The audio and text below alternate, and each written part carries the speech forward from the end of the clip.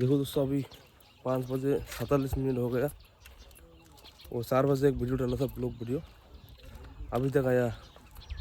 इधर बहुत दूर है, लगभग 15 किलोमीटर होगा। अभी आ रहे हैं हम, अभी आया। देखो ब्रिज का इधर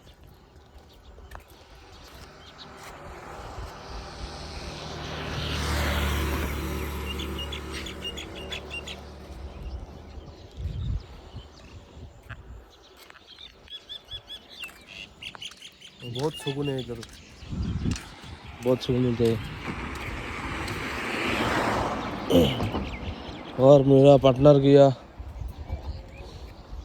रिसर्व करने को, उधर नीचे है देखो।